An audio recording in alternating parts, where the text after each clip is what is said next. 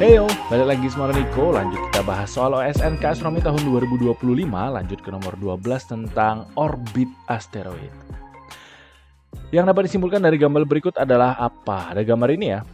Ada dua buah asteroid yang mengorbit matahari. Ini jaraknya sama, semi major axis-nya sama, 5 SA, 5 satuan astronomi. Tapi yang satu orbitnya lingkaran, yang satu lonjong ya. Oke, ini tentang orbit dari sebuah benda langit. Sebelum kita bahas lebih lanjut, bagi kalian yang mau dapetin konten eksklusif dari Udeniko, bisa join membership-nya ya. Kita bahas tentang orbit. Orbit itu kan ini ya, trajektori dari sebuah benda langit dalam mengelilingi pusatnya. Misalkan planet mengelilingi matahari, asteroid, komet juga mengelilingi matahari, atau satelit dalam mengelilingi planetnya, dan seterusnya ya. Nah, orbitnya itu tidak selalu dalam bentuk lingkaran, kadang bisa lonjong banget. Nah, ada sebuah besaran namanya eksentrisitas yang menunjukkan seberapa lonjong orbit dari benda langit itu. Nah, langsung kita pakai simulator ini aja ya untuk mempelajari eksentrisitas tadi ya. Misal kayak gini, kita play dulu start simulation-nya. Oh ya, simulator kayak gini dan simulator-simulator lainnya tersedia bagi teman-teman member Black Hole ya. Kita pelajari orbit dulu ya. Ini Earth, bumi itu semi major axis-nya adalah 1 SA, ya karena itu memang definisinya ya. Oh ya, kita kenalan dulu ya dengan bagian-bagiannya. Ke eksentrisitas dulu. Eksentrisitas 0 berarti orbitnya adalah lingkaran sempurna. Oke. Kalau mendekati 1, semakin mendekati 1, maka semakin lonjong orbitnya. Gitu ya. Nah, elips itu kan berarti dia punya 2 fokus. Matahari itu berada di salah satu fokusnya. Senternya berarti yang ini, tengah-tengahnya. Kalau 0 berarti mereka terpusat jadi 1. Tapi kalau dia elips, berarti enggak. Gitu ya. Terus ada yang namanya semi major axis, jarak dari center ke samping, ke kiri, ke kanan sama. Dan semi minor axis yang ke atas. Atau ke bawah sama aja. Oke. Nah, ini sebetulnya simulator ini didesain untuk belajari tentang hukum Kepler sih. Hukum Kepler 1 bilang bahwa benda langit itu mengorbit pusatnya dalam bentuk elips seperti ini. Walaupun kadang agak ini ya, mendekati nol sebetulnya. Contohnya bumi. Eksentrisitas orbitnya bumi adalah 0,017, ya hampir mendekati lingkaran sempurna. Yang agak lonjong itu apa? Merkurius ini. Merkurius ini agak, ini heboh sekali. Oh, karena deket ya, periodenya dekat. Jadi kita pelan dikit. Merkurius ini agak apa namanya, agak lonjong dikit 0,2. Yang lain kayaknya itu mendekati 0 semua nih. Venus hampir lingkaran sempurna malah. Mars juga sama, Jupiter juga iya, gitu-gitulah. Kalau kita mau lihat lebih lanjut, nah ini orbit-orbit planet-planet di dalamnya. Kita kencengin dikit. Kencengin lagi. Karena jauh ya. Nah, planet-planet di dalamnya. Kalau kita dari Mars, ada Earth dan lain-lain. Waduh, kencengan. Nah, segini nih. Oke. Terus yang kedua, untuk yang kedua itu nunjukin ini sebetulnya. Bilang bahwa, oh ini kita bikin ini deh. Set kayak gini biar lebih jelas efeknya. Hukum kedua Kepler sekarang. Hukum kedua Kepler itu bilang bahwa saat kita menyapu dari periode yang sama, misalkan dari sini ke sini dalam waktu, I don't know, let's say 1 bulan, mulai dari sini sampai sini 1 bulan, membentuk luas yang ini, dan ketika kita lakukan hal yang sama di tempat yang lain, maka ini membentuk luas yang sama. Jadi luas yang orange ini akan sama dengan luas yang apa ini, warna pink-pink gitulah. Nah, implikasinya apa? Implikasinya adalah ini, kecepatan orbit sebetulnya. Jadi kalau teman-teman perhatiin, kalau dia jauh dari pusatnya, dia geraknya lambat. Tapi saat dia dekat, nih lihat, kecepatannya lebih cepat. gitu ya. Nah, tadi sama-sama 1 bulan, tapi yang di saat dekat ini dia sebulan menempuh segini, kan lumayan jauh tuh. Sebulan menempuh segini, tapi makin jauh dia dari pusatnya, dari mataharinya, sebulan tuh cuma menempuh segini. Nah, tapi luas ke semua ini sama, karena durasi sapuannya itu sama. Oke.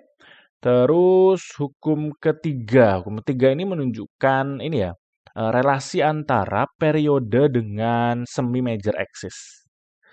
Jadi bisa kita hitung periodenya itu P pangkat 2 atau T periode pangkat 2 sama dengan A pangkat 3. Semi major axis tadi A-nya maksudnya. Oke? Terus kita highlight lagi besaran-besaran terkait elips tadi, bagian-bagiannya. Tadi eksentrisitas itu bisa kita hitung pakai ini sebetulnya.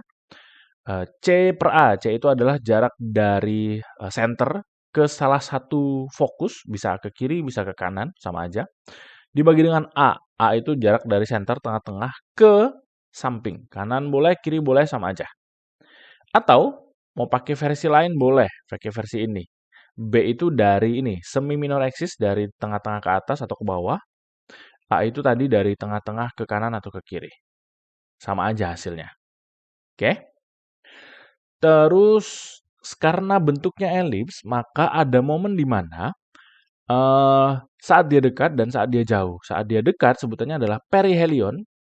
Kita bisa hitung jarak perihelion itu menggunakan persamaan ini, tinggal A semi major axis-nya dikali dengan 1 dikurang eksentrisitas, sedangkan aphelion atau apogee itu bisa tinggal diganti tambah aja.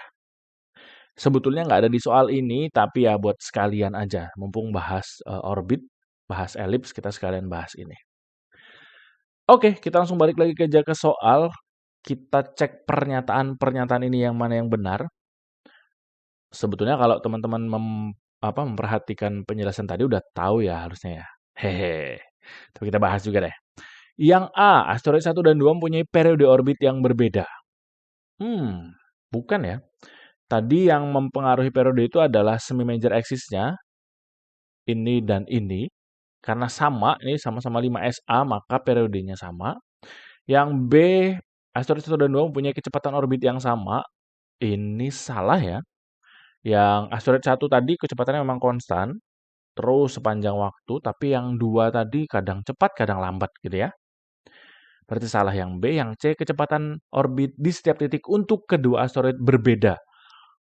Salah ya, untuk yang asteroid 2 mungkin benar pernyataan C itu, karena kadang cepat, kadang lambat. Tapi untuk yang asteroid 1, kayaknya lingkaran sempurna ini, maka kecepatannya tetap sama terus. Yang D, periode orbit kedua asteroid adalah sama. Nah, ini yang benar. The answer is D. Karena memang semi major axis-nya sama. Nah, yang mempengaruhi periode atau waktu tadi hanyalah jaraknya semi major axis tadi. Oke? Nah, udah nyiapin simulator sendiri untuk mempelajari ini. Kita mulai dari yang ini aja. Set, seperti tadi, eksentrisitasnya bisa kita atur-atur. Wih, kayak gini. Wiu. Terus kita tambahin asteroid berikutnya. Oh, kita bikin sama semi major axis-nya kayak soal aja deh 5. Eksentrisitasnya kita bikin agak lebih lonjong. Oh, kayak di soal aja deh. 0,5 ya. Oke, kayak gini. Kita mulai bareng. Hup, kita mulai bareng kayak gini. Mulainya sama di sini. Kita play. Set. Nah, sama dalam satu putarannya. Nah, bareng lagi. Gitu ya. Bahkan kalau kita mau tambahin yang lain, misalnya asteroid 3 kita tambahin, eh kita bikin sama ya semi major axis-nya, tapi eksentrisitasnya kita bikin beda. Misalnya 0, berapa? 0,7, sekitaran ini 0,65. Kita barengin, play. Nah, iya, satu putarannya ditempuh dalam waktu yang sama, karena semi major axis-nya sama. Begitupun kalau ada tambahan lain dengan eksentrisitas yang berbeda, kayak gini nih. Wah, asik sekali nih. 4-nya beda-beda eksentrisitasnya. Wih, cantik ya. Yang membedakan periode itu adalah kalau semi major axis-nya beda. Misalkan saya kasih di sini berapa? 10 misalnya. Kita mulai bareng. Ingat yang orange ini semi major axis-nya 10, jauh. Nah, kita play. Nah, beda ya. Yang lain udah satu putaran, dia belum. Kalau kita hitung sebetulnya ini periodenya 31 tahun, yang lain itu 11,18 tahun. Jadi periode itu dipengaruhi oleh jarak sebuah benda langit itu ke mataharinya misalkan atau ke planetnya misalkan. Gitu ya, sesuai dengan hukum ketiga Kepler tadi. Oke? Terus soal-soal kayak gini masuk ke playlist mekanika benda langit yang kaitannya dengan pergerakan, orbit-orbit, gaya-gaya gitu-gitulah. Pelajari aja soal-soal yang setipe dengan ini. Terus challenge seperti biasa, Niko udah siapin satu soal challenge. Gambar yang sama, soal yang mirip. Kali ini Niko tanyain perihelion sama apelionnya. Oke, boleh dicobain. Terus kalau masih ada yang bingung, boleh langsung tanya aja. Itu aja dulu pembahasan kali ini, semoga bermanfaat. See you on the next number.